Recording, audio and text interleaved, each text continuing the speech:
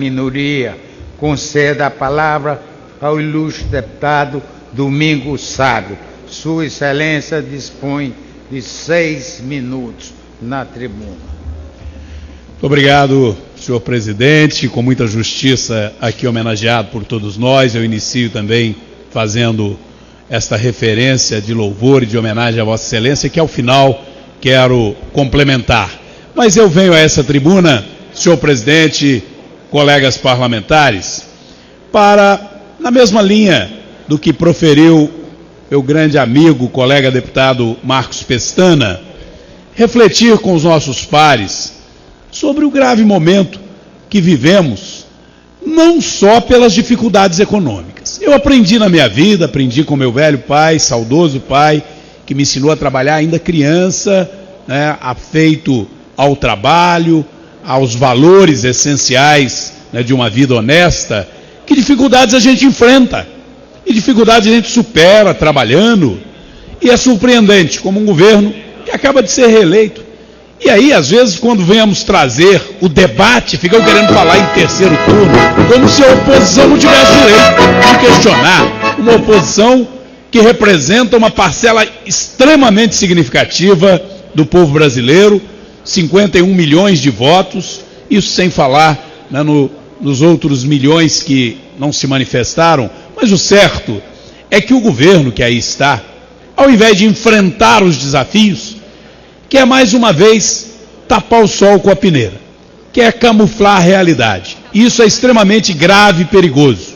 Não se pode tratar a economia desta forma. E às vezes, pensa talvez o governo, que adora dizer que é o pai dos pobres, como se isso fosse prerrogativa de um partido ou de uma linha. Nós temos, todos nós, homens públicos que atuam com seriedade, um compromisso com todo o Brasil e especialmente com os mais pobres.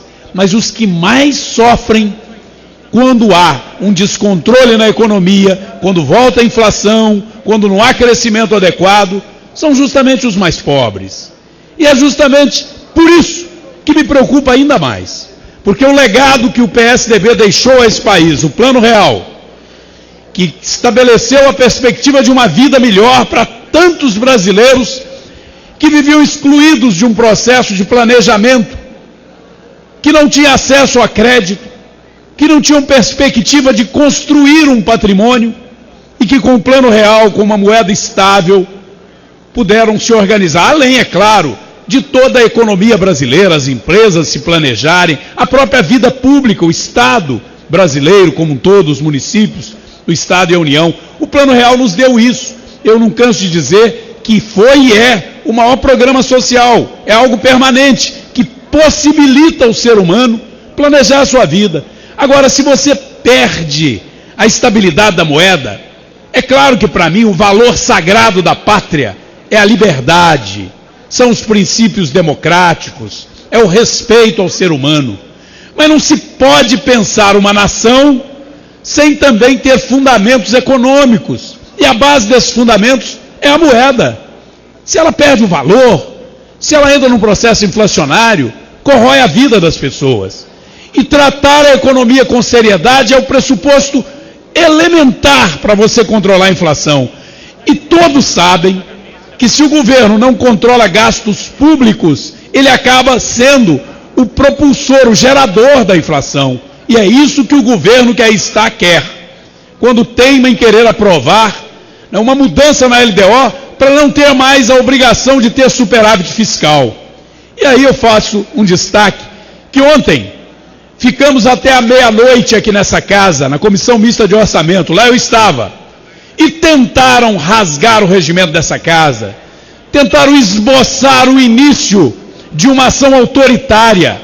Eu repudio ditaduras militares e, mais ainda, repudio as ditaduras camufladas no populismo, na disposição de enganar o povo, no pressuposto de que só um grupo detém a verdade e eles assumem de maneira soberana e autocrática as decisões. É o que tentaram fazer, tentaram anular a oposição e passar por cima da oposição, rasgando o regimento.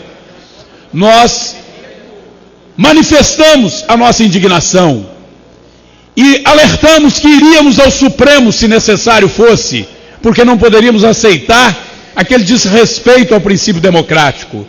Felizmente, os líderes do governo e o presidente do Congresso recuou, voltou atrás, se curvou ao fato de que nós somos minoria, mas estamos aqui vivos, atuantes, representando com dignidade o povo brasileiro. Recuaram, e a sessão e as votações foram tornadas nulas, e a CMO, a Comissão Mista, reiniciou os seus trabalhos, para que dentro do regimento, com a nossa objeção e oposição legítima, o governo tente aprovar isso que é um desastre para o Brasil, que é atentar contra a lei de responsabilidade fiscal. Eu concluo, senhor presidente, agora, trazendo uma homenagem a Vossa Excelência. Esse embate que vivemos ontem, de certa forma eu coloco em homenagem a Vossa Excelência. A oposição, e Vossa Excelência já viveu aqui a condição de oposição, a condição... Eu concluo, Vossa Excelência já presidiu com galhardia essa casa, representando com muita dignidade seu estado do Pernambuco, e agora, ao se despedir, e é isso eu me dirijo a Vossa Excelência, homenageando Vossa Excelência, esse embate que tivemos ontem, a oposição defendendo que se respeite o regimento, coisa que Vossa Excelência sempre primou por respeitar. Vossa Excelência é um exemplo para nós, porque viveu, como eu já disse, a condição de homem da situação e de homem da oposição, e não perdeu o respeito pelos seus pares. Por isso merece de todos nós o nosso respeito, a nossa homenagem.